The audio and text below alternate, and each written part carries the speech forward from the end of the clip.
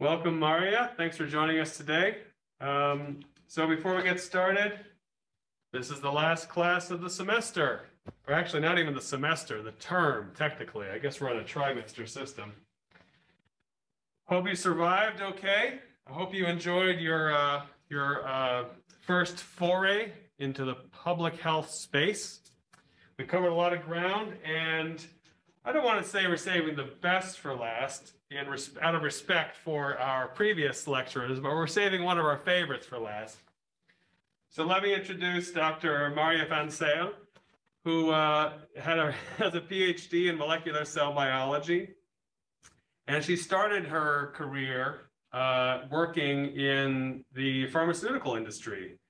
First at a place called Laterly Labs, which merged with Wyeth, and then Wyeth merged with Pfizer. And I believe most of you have heard of Pfizer in this day and age, especially. The vaccine company, right? That's one of the things they do. Yes, exactly.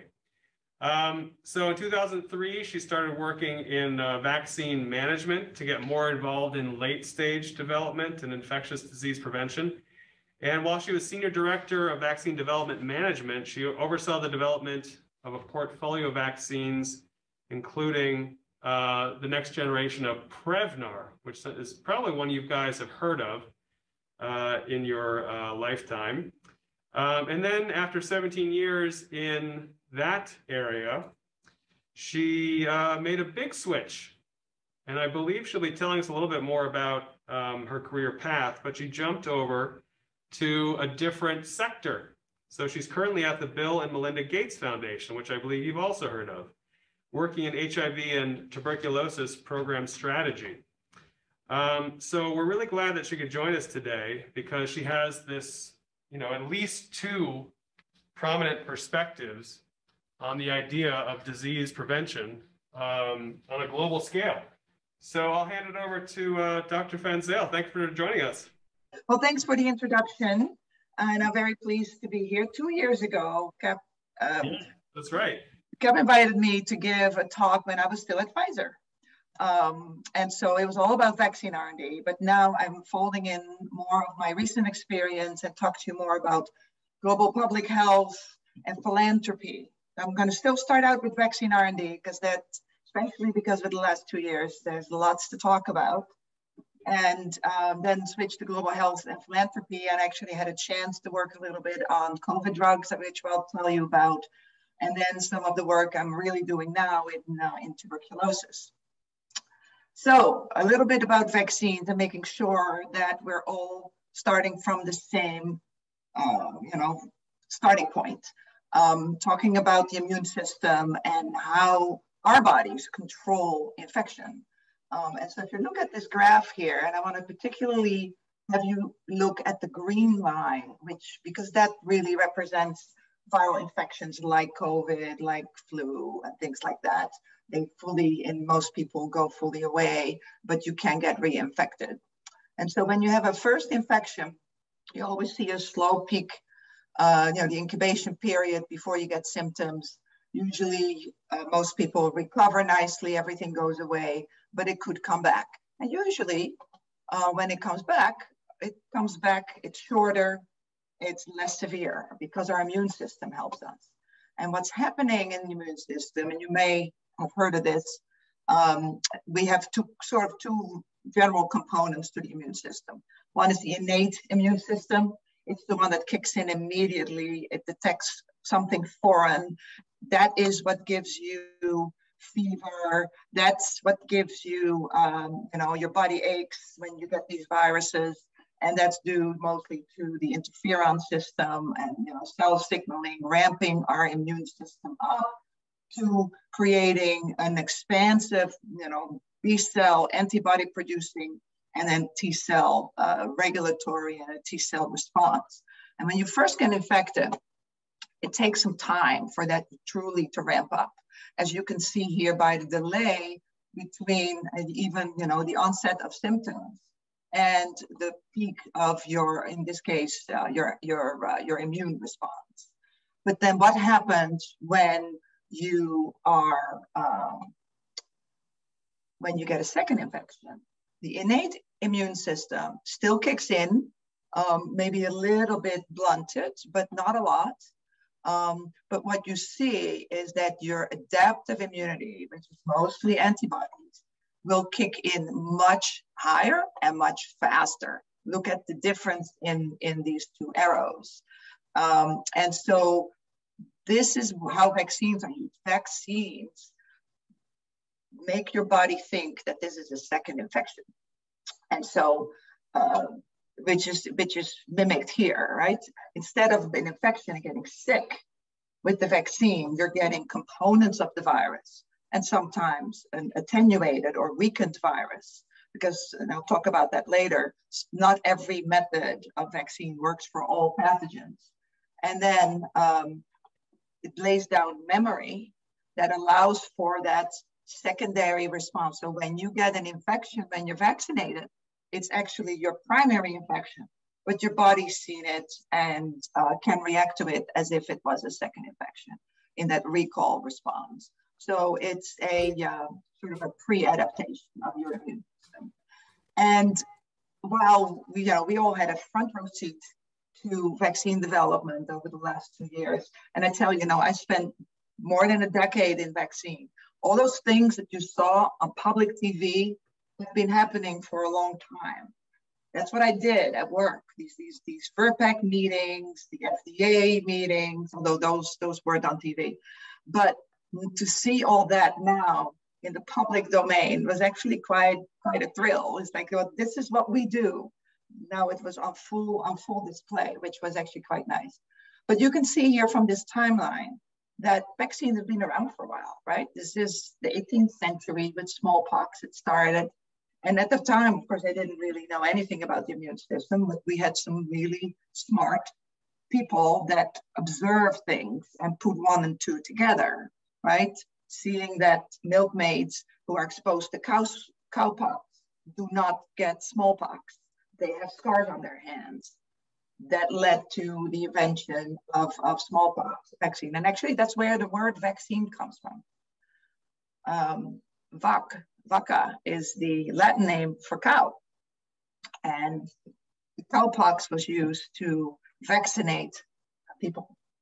And you see a lot of triumphs over time. Many of these vaccines you all received in your childhood. Some of these, hopefully the HPV vaccine you received as a young adult. And here you see an example of the power of vaccines, where when the diphtheria vaccine was introduced in 1940, look how fast the disease burden just disappeared. Didn't disappear completely. There still is a little bit of it around.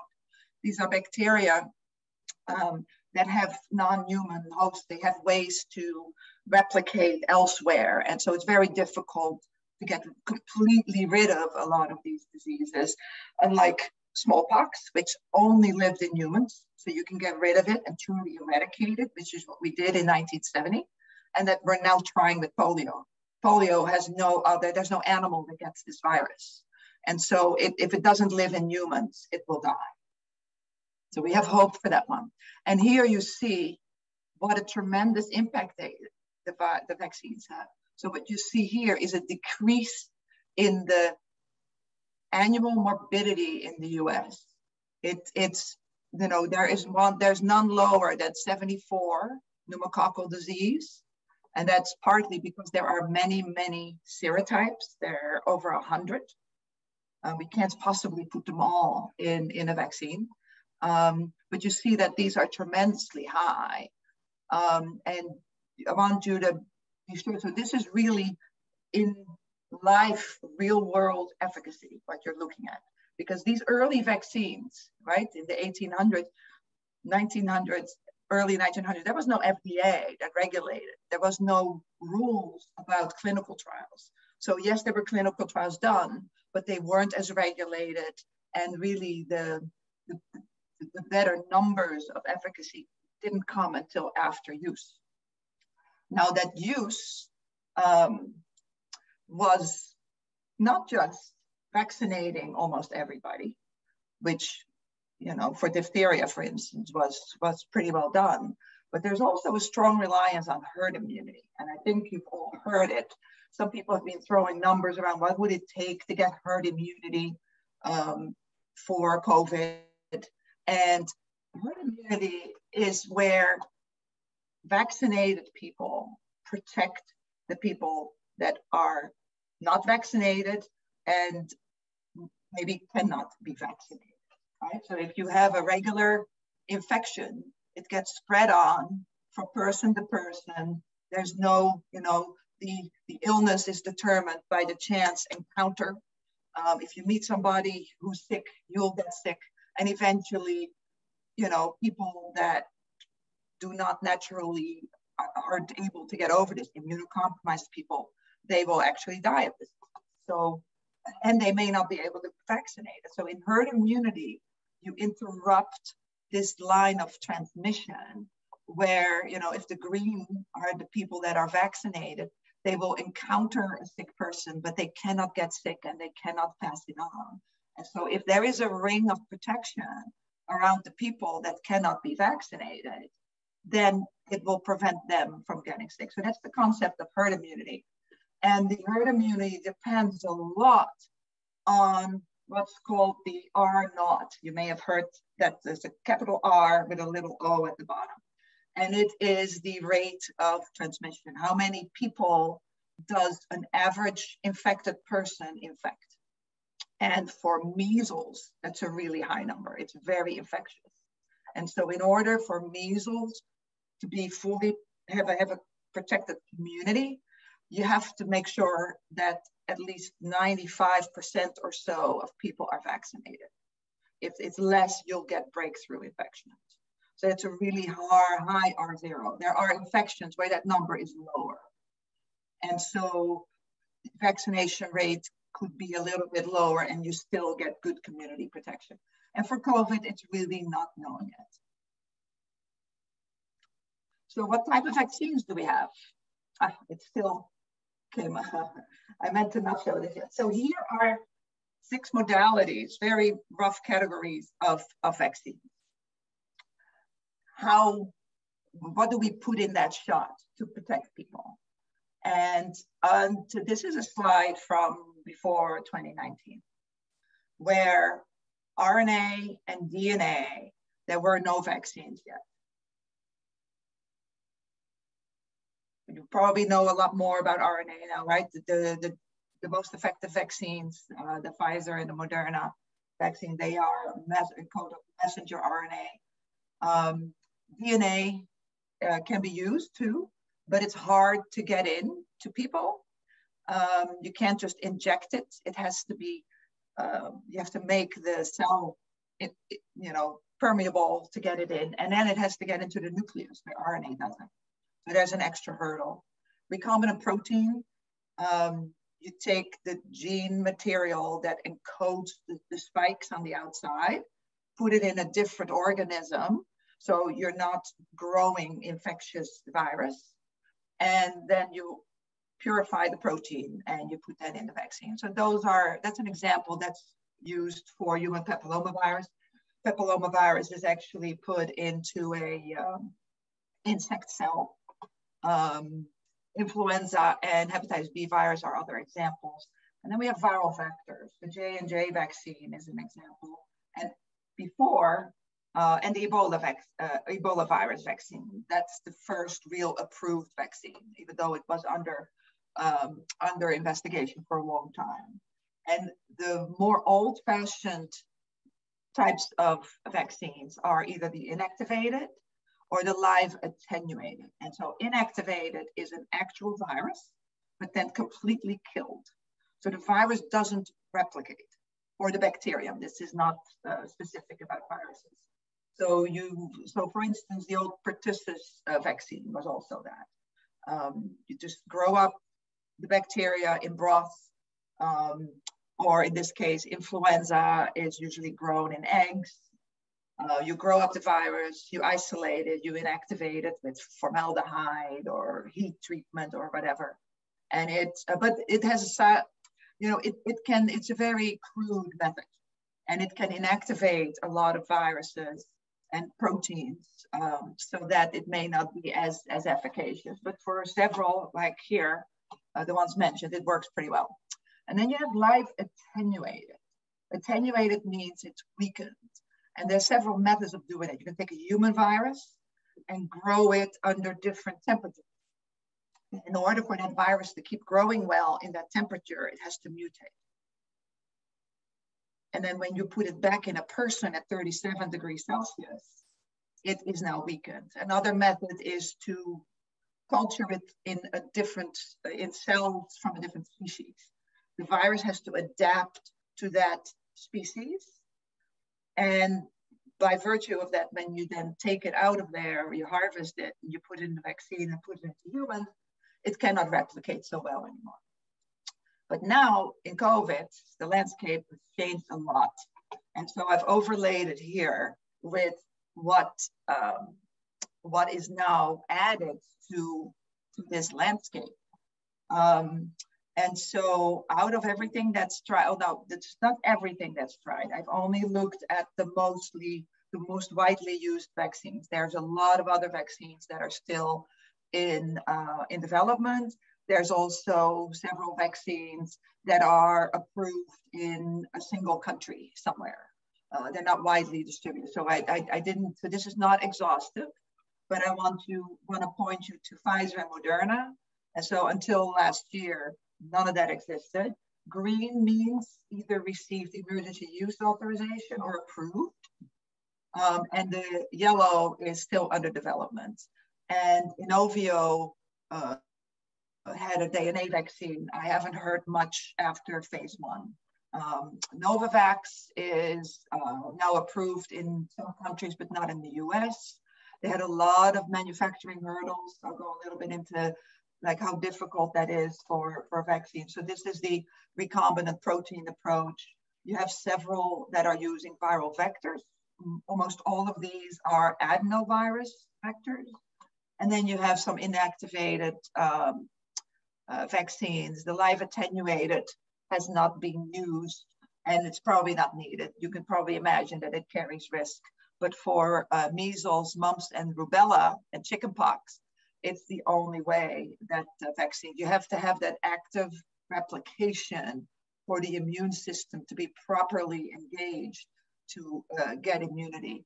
But as you probably know, that type of immunity is lifelong. It's very good memory that is laid down at the cellular level. So now I want to go a little bit into vaccine development. What you see here is not that different for drugs. And I'll go talk a little bit later about drugs. I think most of you know about the clinical phases. You've probably read about it, if not before COVID, during COVID, where phase 1, you do small studies to determine your dosing and look at overt safety. Then after phase 1, you go into hundreds of subjects. You have your chosen dose. You're gathering more information on various people and further safety, efficacy data. And then in phase 3, it's thousands of subjects. And that's where you are now have large enough populations that you can do efficacy studies. And efficacy, you could say, well, if required, why wouldn't that be required for all vaccines?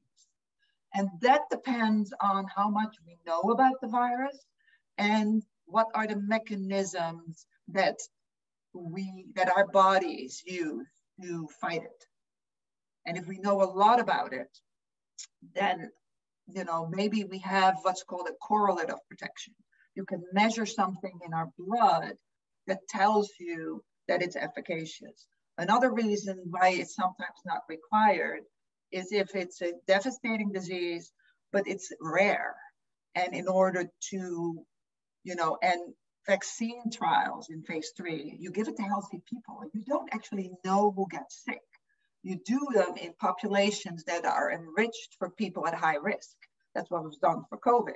But you probably saw, right? Out of the tens of thousands of people that were in the COVID trials, only about 100 cases came out. We don't know exactly who gets sick. And one example is the meningococcal serogroup B, where if you had to do a trial, and I've been involved with one, and that's why I know these numbers, you'd have to do a trial of 400,000 people. And there's no way anybody can afford that. And it's probably operationally infeasible. Fortunately for that disease, there's other serogroups where we have precedent. We knew what to test, and that's how that vaccine got approved. But I don't want to ignore the big piece on the left here. There's a lot of early research that happens over prolonged periods of time. And as we saw with COVID, and I can't stress that enough, you know, some of that may have been co-opted from other diseases. You know, they weren't going after a coronavirus, but you can use the tools. And that really set it up to be faster. And then, of course, preclinical tox studies. And usually for vaccines, from here on, from preclinical to approval, could be 10 to 15 years, with some of the early research included.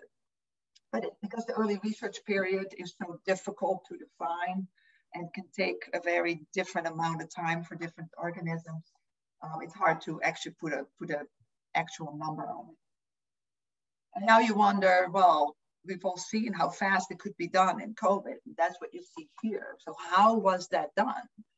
And why don't we always do this? And usually phase 1 ends, and then phase 2 starts, phase 2 ends before phase 3 can start. And in between, especially here, we have end of phase 2 meetings with regulators that really are concerned about safety. Is this safe enough to give this to, you know, thousands or tens of thousands of people? And companies, and there's attrition rates. You know, vaccines can fail, and drugs. And in order to invest a lot up front, you can imagine it's very costly. And if a vaccine falls down, you know, it doesn't elicit antibodies in enough people, or once you're in the hundreds, you now see a safety signal, and you can't take it further. You have to go back to a research phase. That's a lot of investment. And I'll come back to that later when we talk about, you know, philanthropy and for-profit versus non-governmental organization, not-for-profit organizations. But what was done in COVID is, of course, so let me finish this. So it's really a risk calculation. What is the chance that this vaccine will not make it? And how much do we invest? How much would we lose if we invested early on in development, in saying startup for clinical trials, or bring the manufacturer, although manufacturing is always done very early for vaccines. But if you bring the manufacturing forward, you know, that's a lot of expense that you have to weigh against the risk. And the biggest change for COVID, of course, is that change in risk. Because now you have people dying all over the globe. Governments want to do something about it. And so what was different about COVID that made these shorter timelines possible was, well, first of all, they didn't start from scratch, right? There already was a lot of research going on, for instance, on mRNA, on adenoviral. Coronaviruses were not an unknown entity. There were a lot of virologists in the world that knew these viruses very well. And it, like I said, a change in the risk benefits, and now a new willingness to invest early. Another thing that helped in speeding things up was the collaboration between the companies and the regulatory bodies, where normally they had their standard timelines for you to request meetings and then to have a meeting and wait for their decision. They also scrunched their timelines and would allow a lot of flexibility how companies and when companies could submit their data, et cetera. And as you saw with Warp Speed, you know, government funding came in. A lot of companies, especially, you know, the smaller and the mid-size, really benefited from the government funding. So My specific role in all of this is in project management. And I want to tell you a little bit about that because it might help you understand what kind of positions, how does pharma work, who are these people that develop this. So in project management, we're really the leaders of the development teams that integrate everything. We're like the glue that holds it all together. We make sure that there are integrated strategies, that plans, things run in parallel as opposed to subsequently as much as possible to shorten the timelines. We make sure that management is involved. We get management approvals, etc. And another important piece is, understanding the whole team, everything that comes to bear. So when there is a problem with one, that we know who's going to be affected and we can help mitigate the problem. And who do we work with? Well, here is sort of a simplified spectrum of who all the functions are that help in creating a vaccine or a drug. There's some obvious ones, right? Research, clinical, toxicology, regulatory affairs, manufacturing. But other very important pieces of information are provided by the epidemiology. Which virus, which disease is the most important? And then health economists, what can we charge? What would the market bear? How can we, and health economic data is nowadays required to get approvals. It's not just how well does it work, but a lot of countries add to this with their health technology committees. What is the country going to pay for? And so they are also very important. And then medical affairs differs from clinical. They are mostly, MDs, but not exclusively, the PhDs, Masters of Public Health. Medical affairs deals more with the post-approval. They do more of the epidemiology. It's sort of more connected to the marketing as opposed to the science research. Where are the needs? What do the populations look like? How should we, what are the best populations for clinical trials, et cetera? And they also deal with the medical information that comes in from patients after the vaccine is approved. So they're responsible for what we call the pharmacovigilance, which you probably know a lot more about that than I do. Okay. And so Masters of Public Health that I've encountered have been primarily in the spectrum here: epidemiology, clinical research, medical affairs, and health economics. But it doesn't mean they can't, they don't contribute in the other, and regulatory affairs. It doesn't mean they don't contribute in other areas. So after working on vaccine development for quite a few years, I decided I really wanted to go to philanthropy and complete my career. I had seen the Gates Foundation, which is now already 20 years old, but well into its existence, I became aware of it, and I thought, this is a wonderful organization. And I thought that people with my skills acquired in pharma could be used in that field, and I happen to be right. And so I joined the foundation at the very beginning of COVID. So it by happenstance in March 2020. And I started working on HIV and tuberculosis. Now the foundation provides grants to organizations. They have their own strategies, which diseases are the most in need, which populations are the most in need, have a great focus on low and middle income countries, because that's where, high income countries like our own, people can afford, by and large, their medications, And so in global health, they focus on lower middle countries, or LMICs, as we tend to call them in shorthand. And the work there is quite different, actually, from what I was used to in pharma. The foundation gives grants, so it is, but we don't own or produce or develop anything ourselves. So it's very indirect work, right? We have a strategy. We look for institutions, be it academics, be it companies, who could do the work that where we see a niche needs to be filled.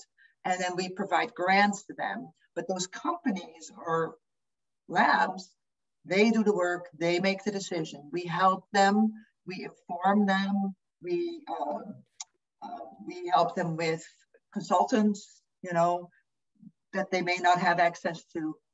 But it is, you know, it's a bit removed from the work. And so when I had an opportunity to move over to the Bates Medical Research Institute, which actually does hands-on development, where other foundation product development partners may not want or may not be able to develop, the MRI can take. And so now I'm back into, you know, full drug development.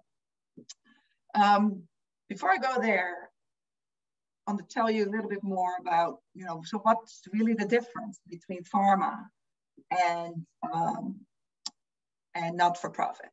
Well, somebody has to pay for the medication development, right? We all know it's expensive. In pharma, that money comes from shareholders. Companies sell shares and shareholders buy them. That provides money for the company so they can pay their scientists to develop. But those shareholders need something in return. And so if those companies often do want to, you know, they're scientists and concerned citizens, they would want to work on neglected disease. But if the company cannot make money on the research, their shareholders demand a return on their investment. And so it restricts what they can do. On the other side, you have not-for-profit. They don't make a product, they don't have money. So again, it's driven by where does the money come from? And oftentimes that money comes from governments, private foundations, like the Gates Foundation, like the Wellcome Trust, the Ford Foundation. I mean, there's a lot of entities like that that donate. And so that is really the difference, right? They do very similar work when you're talking about drug development, but how they pay for it is different. And so the foundation and other foundations really focus on the neglected disease, where oftentimes where big pharma cannot make money. And some of those examples are tuberculosis, malaria, and polio. Polio used to be in high-income countries, but it's pretty well under control there, but not so in some remaining countries. And then TB and malaria. Malaria is a tropical disease, as you probably know. It's very restricted to the warmer climates, and most of the countries there are poor. Tuberculosis is really everywhere. And I'll talk a little bit about that later. But it is most prevalent and most difficult to get treatment in the underdeveloped countries, in the lower middle income countries. HIV is somewhat of an exception, even though it's a disease that has a high burden in low middle income countries. There is also disease in high income countries, however, and therefore companies can make money there. In Europe, in the US, Australia, Canada, you get the picture. And because of that, there has actually been a pretty good stream of new drugs coming into the field. And that has made it possible to use drugs for prevention throughout the world. The foundation did a lot and still does a lot to fund that.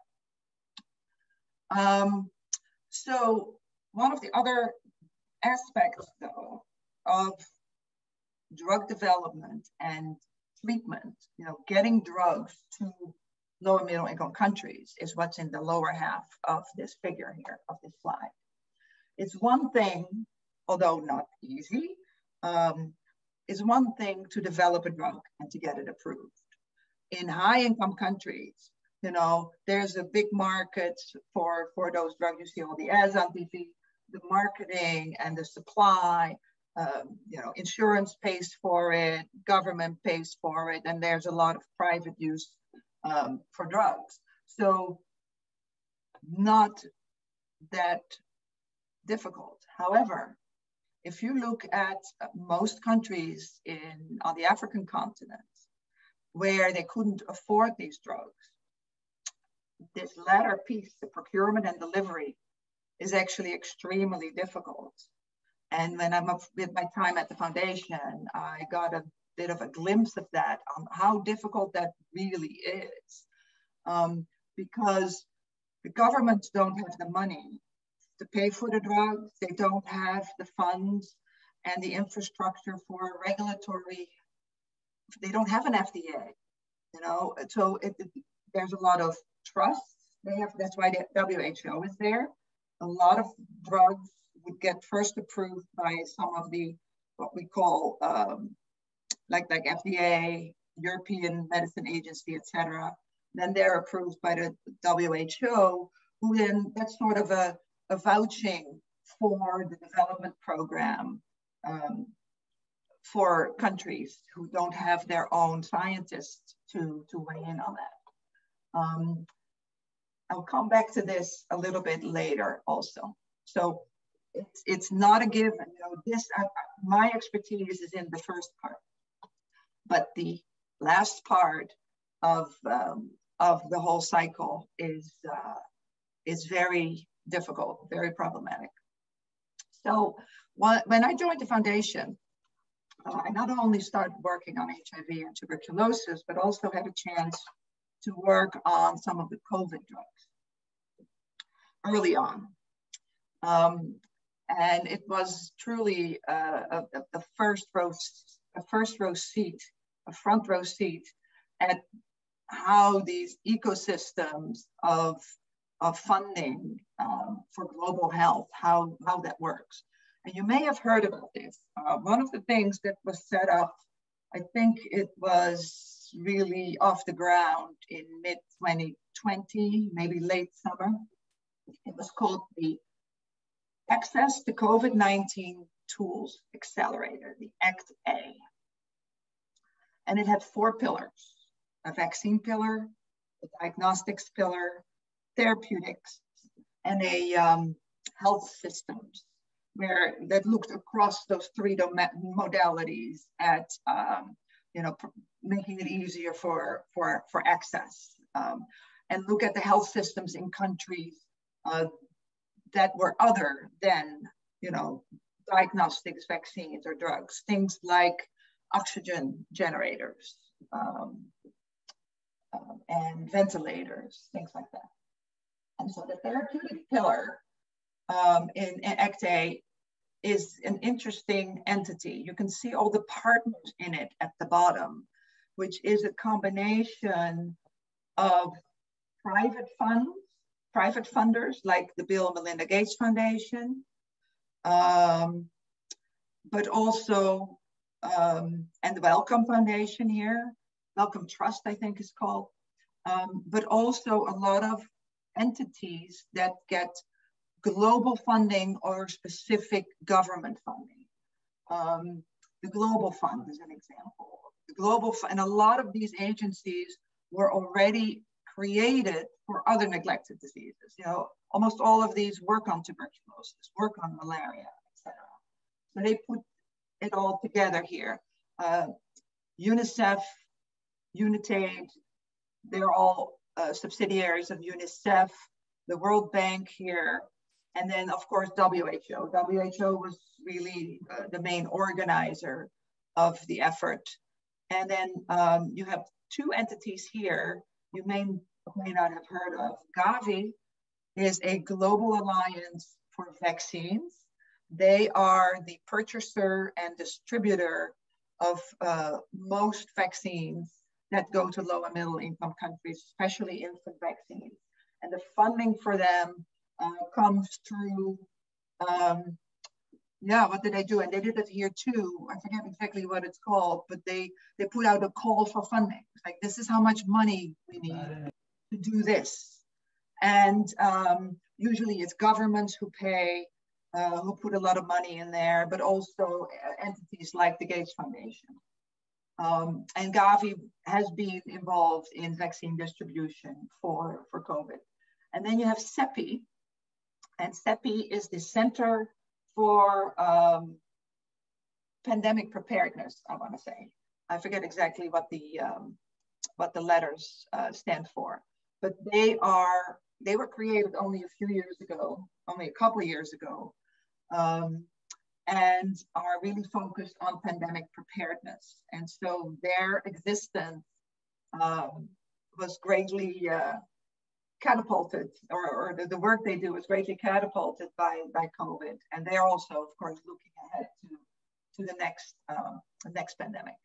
And so what was done here was looking at a combination of existing drugs, how can they be used, and novel drugs, what needs to be funded. So it was really looking at, because there was so much activity. So they had a pot of money that would fund specific promising therapeutics. And I think I have it on the next slide, how some examples. So as I showed you, and as you know, developing new drugs takes a long time.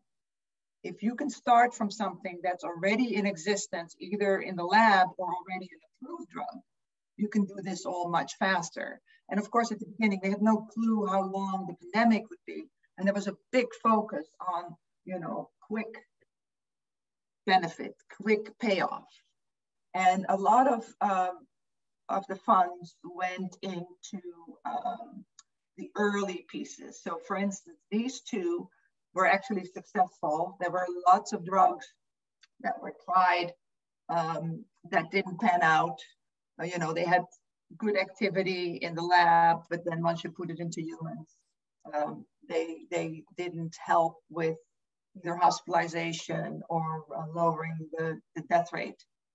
And so that dexamethasone was actually the best example and a successful example of a repurposed drug. Dexamethasone is a steroid drug. It's already used all over the world for many diseases, and it's cheap and widely available. So once it was shown that in late disease, it can reduce mortality by 30%, it got more widely used. And there wasn't much work needed on manufacturing because there was already quite a good supply. I think they did, it's probably an increase in manufacturing may have been needed, but the infrastructure was already there. Another one that came out was remdesivir, with, the benefit of it wasn't as great as hoped. But it was actually also a repurposed drug. It was originally developed, but not approved, for hepatitis C virus and RSV, and then repurposed for Ebola. And then they found that it also works for coronavirus. It's a very selective drug because it only really works on these RNA-dependent RNA polymerase. People don't have that kind of polymerase. We don't make RNA out of more RNA. We only transcribe RNA from DNA. And so they're quite selective. And because it already existed, a lot of the talks had already been in the clinic, that development was relatively fast. What did not exist for remdesivir was manufacturing. It was still a new drug. And so what has been, what was done there, and these are some of the tools that these organizations can use. You know, the foundation, et cetera, are interested in promoting getting these drugs to low and middle income countries. And so they were focused on making sure that that happens. As you probably saw, you know, the high income countries did get the earlier drugs because they could pay for it. And that's where the company that developed it is a for-profit company, was selling it. So what the Act A did was to basically persuade the company, and in this case, that wasn't hard at all. You know, the companies also they want to do good. They want to do, you know, help everybody, but their shareholders demand that they make a profit. So it does tie their hands to some extent. And so what was done here is to ask Gilead in this case if they could make a license, voluntary license that they didn't need royalties for, make that available to generics companies so that those companies can now make it in addition to Gilead and make it available, make it cheaper and make it available to more countries. And that's in fact what happened. And that also is what happened with molnupiravir. Molnupiravir was further back in development, had not been as extensively developed already as remdesivir. And you only today, you know, this year, I think you know, the data is coming out now, seeing the result of the clinical trials for molnupiravir, and it also worked. And interestingly, this drug, which is actually from Pfizer, molnupiravir is Merck, Paxlovid, is a combination of a new protease inhibitor with an HIV drug. And the HIV drug basically prevents its breakdown, the breakdown of this, so it stays in the blood longer. This was done completely from scratch in record time, and it's not approved yet, but it is very, very highly effective. There are more examples. And so on this graph here on the top is how, you know, how you can make these drugs more available by out-licensing to generics manufacturers. Most of these were first approved through FDA, EMA, MHRA, and in some cases they went through WHO to allow more countries to use it. And the WHO works not through approval. They leave that really to the regulatory agencies, but they provide guidelines after, well, it's kind of a parallel process. So in order for a WHO approval to get on the list, they provide a guideline on how it could be used, and that they stand behind, you know, for the diseases that it will be used against. And they do a so-called pre-qualification, which is mostly focused on manufacturing, because that's the type of expertise that all the smaller countries in Africa and Southeast Asia usually, or not always, have. Okay, and so how for, and this is the vaccine example, how big is that difference in timing? And what you see here is some of these older vaccines, polio, typhoid fever, in the 1900s. You can see how long it took to develop those. And then swine flu pandemic, and now coronavirus. You can see how incredibly faster the development of those have been. And going forward, don't want to dwell on this too much. I am running out of time. But what are we doing for future pandemics? Are we learning from this?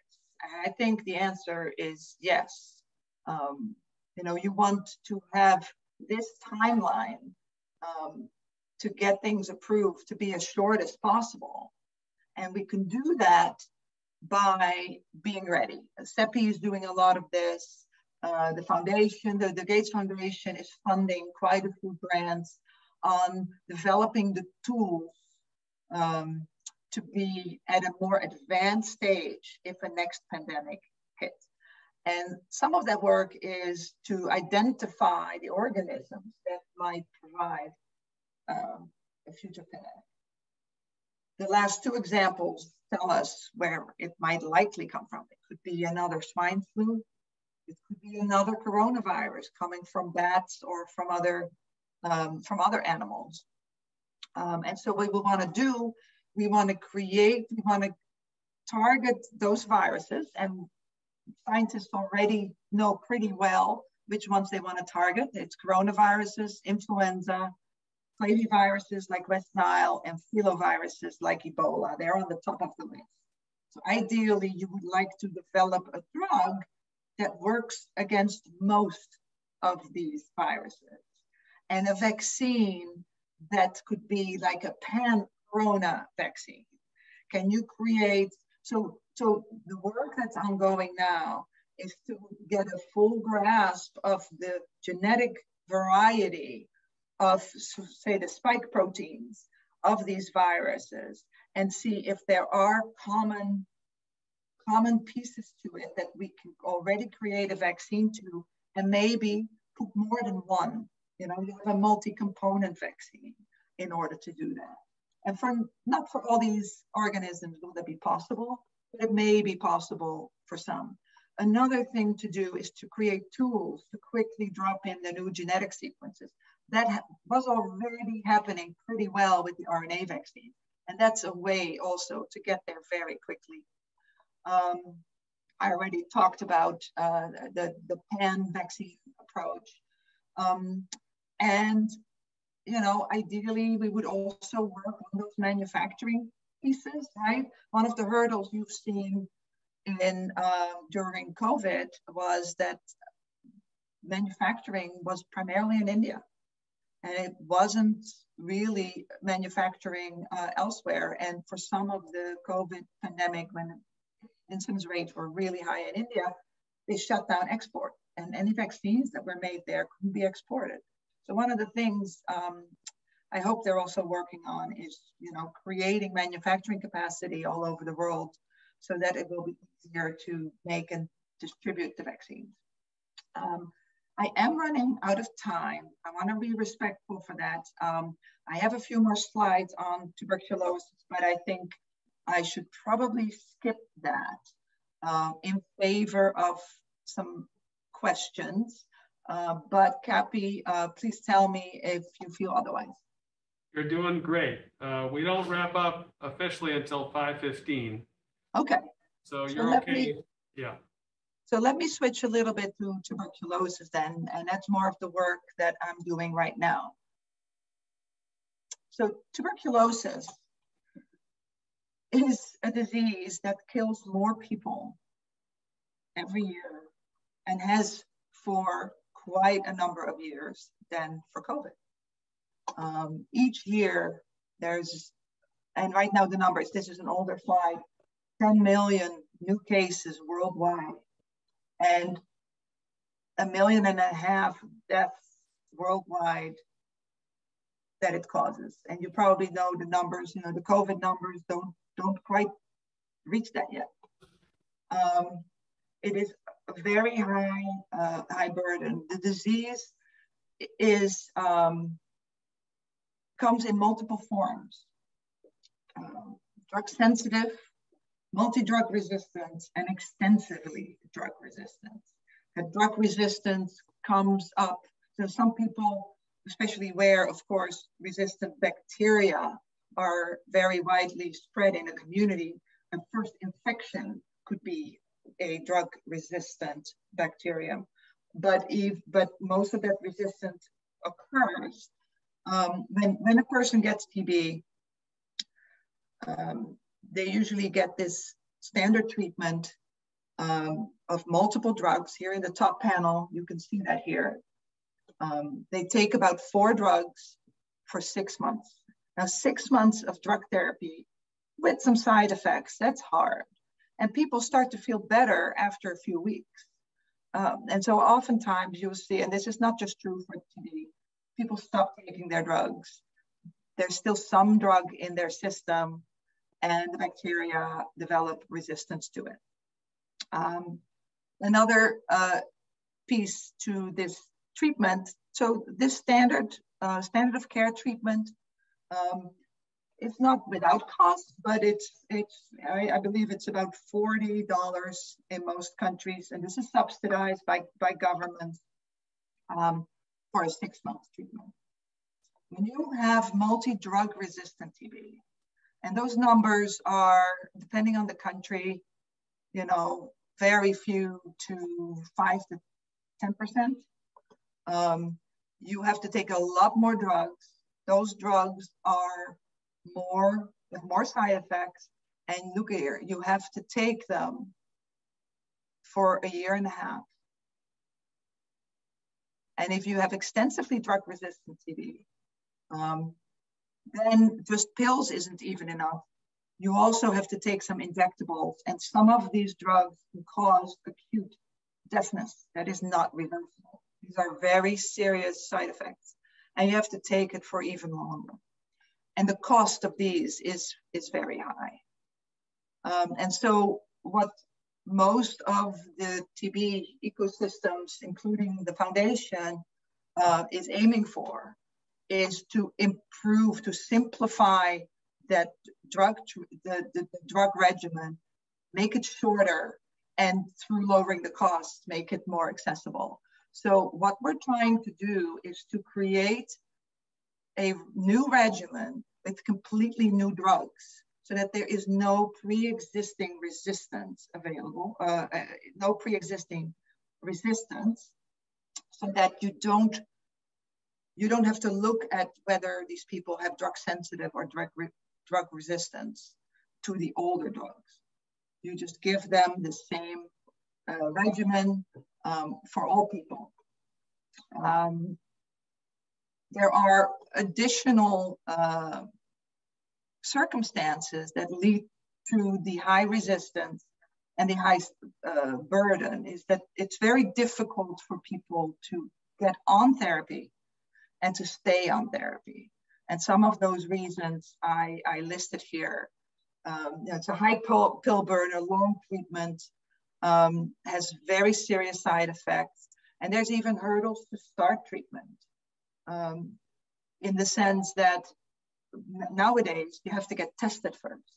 And for some people, especially from remote regions in Africa, it's very difficult to even get to a healthcare clinic, let alone come back to get your pills. And so there's a lot of untreated disease out there that's among all these, among the high disease burden. All of that leads to resistance. And of course, it's also extremely expensive. And so, as I explained before, in tuberculosis, there really isn't any money to be made. So it's, pharma companies aren't focusing on it. There are a few pharma companies that are working on it. And they do so by providing mostly their people. They contribute in these consortia. They collaborate in these consortia that then provide more of the funding to do the work. So their chemists work on the drugs, but then most of the manufacturing and the tox studies and the clinical studies might be paid for by these big consortium that the foundation participates in. The foundation funds a lot of that. So it's not that pharma companies are absent from this. They are an integral part of this, especially so because, as I said, this is not a single drug that will cure TB. You still have to put together multiple drugs in a regimen, and it's very rare, and for now that hasn't happened, that a single company has all the components of a single regimen. So you have to collaborate. So part of our work is to bring these companies together. It's to facilitate that collaboration. And a lot of the work falls into alliance management. A lot of the work I do is even more than just riling and integrating what the team does. It's working with the companies and the other entities to make this all happen. And these partnerships really drive the work in TB. There are some of the entities are listed here. You see that some of these have some catchier names like Unite for TB, ERA for TB. Those are under the Innovative Medicines Initiative, which is mostly a European entity that mostly, but not only European governments fund. Then you have players like PEPFAR and the Global Fund. These really rose to prominence during, at the beginning of the HIV pandemic. PEPFAR is actually the President Emergency Fund for AIDS Research that was started by President George Bush in the 80s. Maybe that was 90s. And the Global Fund is similarly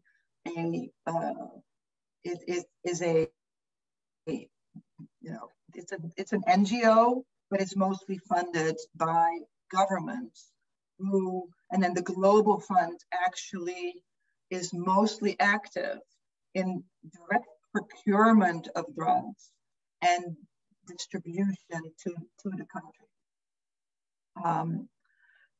Most of the funders are mostly fall into these categories. It's governments, as I said, philanthropy, private foundations, and then pharmaceutical companies. Pharmaceutical companies mostly, but not exclusively, contribute with in-kind, through their resources rather than direct funding.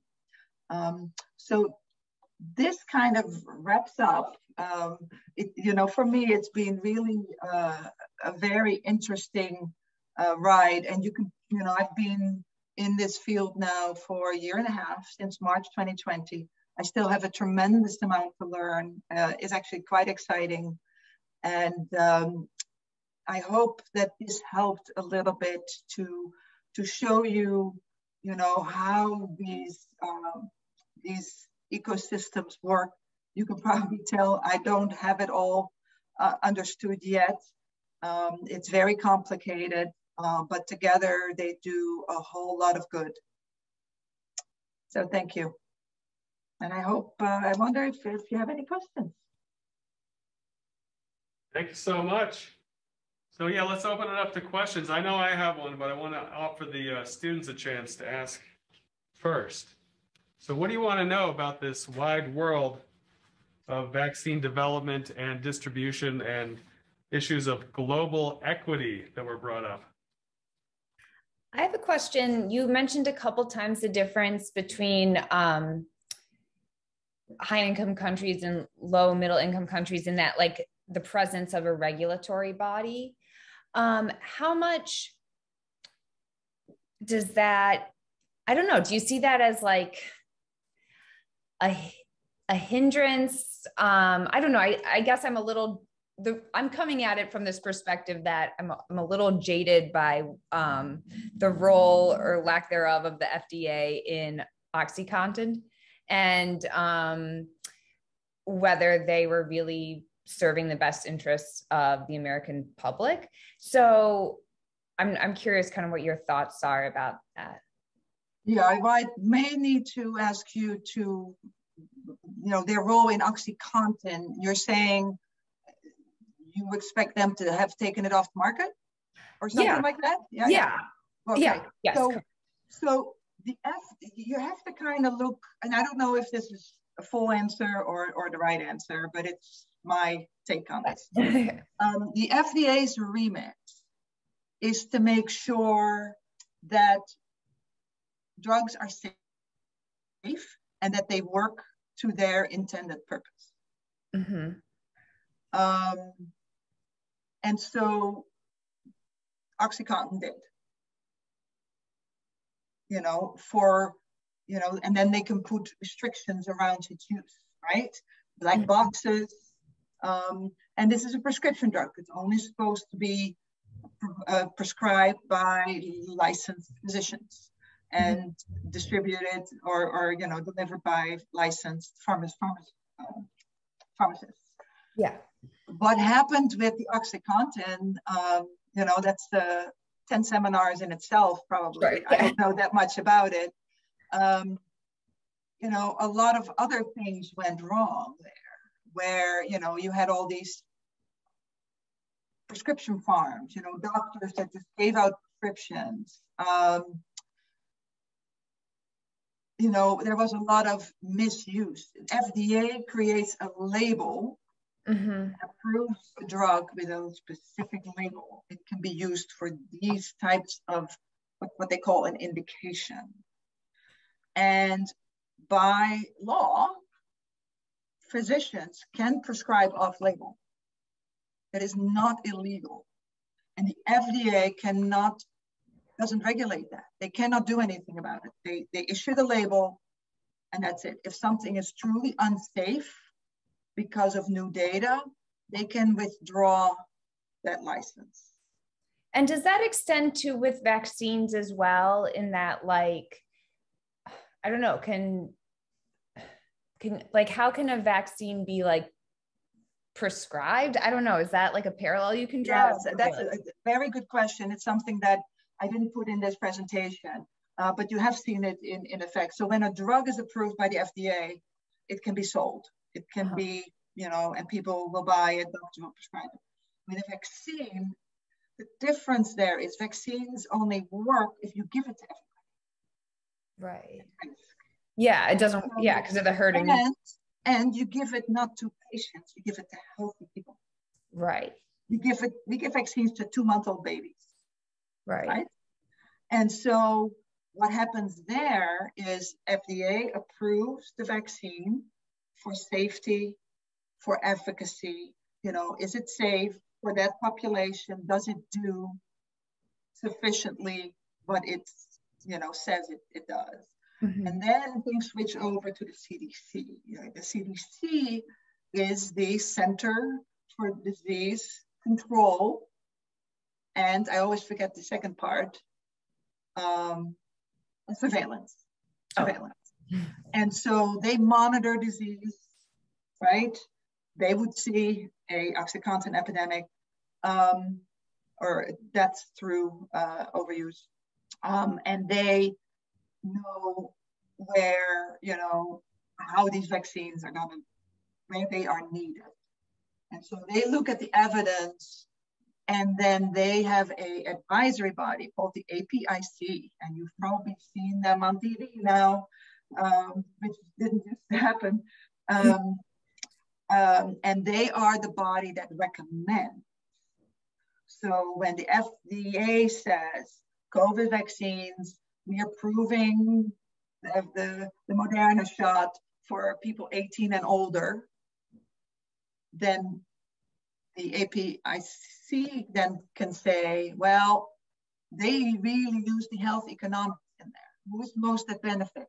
How much vaccine is there? Who needs to get this first? And so they then come out with a recommendation, initially 65 and up. Right. Even though the FDA has approved it for everybody. So that's kind of like the prescription almost for the vaccine. Well, no, it's not the prescription. It's the reimbursement. That comes in. Now, COVID is different because the governments bought the vaccines and they just distributed them. And so the APIC recommendation allowed pharmacists and doctors to say, no, I'm not giving it to you today. You need to wait for the ACIP to recommend it for you. We're only giving it to these people because there's not enough of it and these people are at highest risk. Mm-hmm. And so it regulates how it was used. In non-pandemic times, it would be somewhat similar.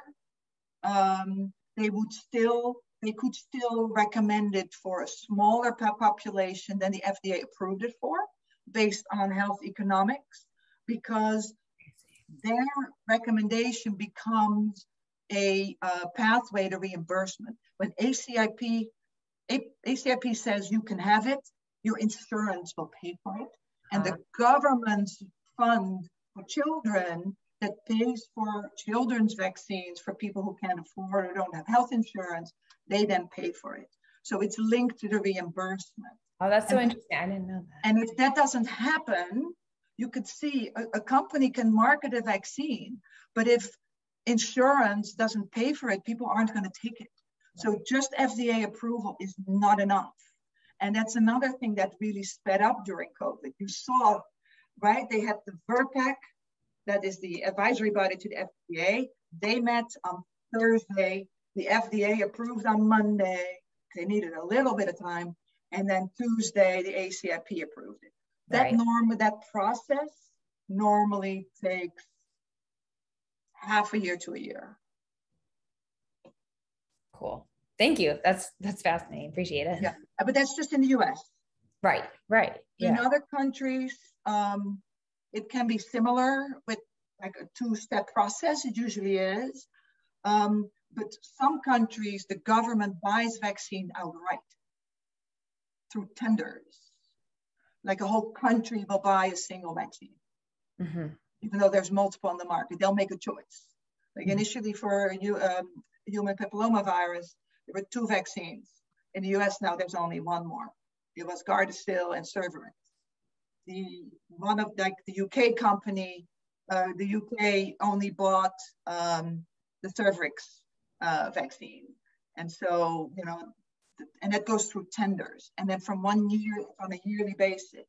So the companies, it's sort of a bidding process. We'll give you this, if you buy our vaccine for your country, and they tell you, how many million shots do they need over the next year, we'll charge you this. And so it's a marketplace. Yeah. Not all countries do it that way. And then the governments distribute it. Got it. Okay. That's a really interesting comparison between countries for that process. Yeah. And the health economics come into bear, and they always, they like to do it because the health economics, the burden of disease is so different in so many regions. Right. Yeah. That makes sense. Marja, we have one more question as we wrap up from the chat. And this sounds similar to the question I was going to ask. Our student is asking, is there a difference in working for a foundation like the Gates Foundation, a nonprofit-driven organization, compared to Pfizer? I was going to ask about the sort of work environment culture differences you've noticed. As these students go off into their careers, what could they expect working in these different sectors from a personality perspective? Personality and culture, you're saying? Yeah, in the work culture. Yeah, quite different. I you know, you have to take that in view of my limited experience. You know, we're talking, you know, my latest corporate experience was Pfizer, and my philanthropy experience is the Gates Foundation. There are many others out there. The passion for the work is the same everywhere. You know, that doesn't differ. I find that, you know, of course, in pharma, you know, it's more of it's a corporate culture, much more. That was one of the biggest differences I had to get used to at the foundation. It is top down. You know, there's a strategy set at every level, and this is what we're going to work on. And from 1 week to the next, a company can say, we're getting out of allergy. We're no longer going to participate in that space. We're going to sell the drugs we have, if we have drugs, to another company, and we're stopping the research. Usually that's driven by, you know, budgets. We need to save some money. Where are we going to do it? And, you know, there's a constant strategy review where they say, okay, that's just too much of a niche to be supported by infrastructure, which is people and buildings and everything. We might be able to make more money here, and we're going to expand that at the expense of that. And as with most fields, you know, the scientists are very connected to the type of therapeutic area they work in, right? An oncologist, a researcher is not so quickly gonna go and work on asthma. That's not their forte, and oftentimes they have an affinity for the topic. So there's usually job eliminations when that happens. But even if people are offered to stay, they'll usually leave because they want to work in oncology. You know, if I can't do that here, I'll go somewhere else. And so it's those changes can happen quickly. You know, within a week, we told, nope, we're done, we're stopping. And even within a therapeutic area, you know, you need to stop that work completely. You know, maybe get another publication out of it if you're lucky, but maybe you have to do it in your spare time. No, you're now going to work on this. And in the foundation, there is an overall strategy for each disease we're in, and it's a very well thought out strategy too, in terms of how specifically could we make a difference? What are others not doing that we could do? But again, it's focused around specific, somewhat personal interests in global health. But for instance, outside of global health, they are looking at education, but only in the US. They're looking at other, you know, global health advances, not just drugs or vaccines, right? You're probably familiar with the work on safer water through reinventing the toilet, for instance. That's one of the projects. But you know, it goes on. But at the foundation, while you have the strategy, it's much more bottom up. You know, it's your initiative is encouraged. You know, who do you know? Go network. Go talk to people, go bring people together. What ideas can we come up with? So that's a big cultural difference. That's great to know. Thank you very much for the insight. We're out of time, unfortunately, but thank you again to Dr. van Zeijl for joining us. A very thorough review of a complicated topic. And good luck to all the students as you continue through your careers. It'll be exciting to see where you end up. You never know where you'll be, even geographically and in terms of the sector you end up in. It might be medicine, it might be public health, it might be business, it might be law. There's so much in between. So it's an exciting world of opportunity out there as we confront all the challenges in the world. Yeah, absolutely. Thank you so much. Thank you. Bye-bye. Bye-bye. Good luck. Thank you.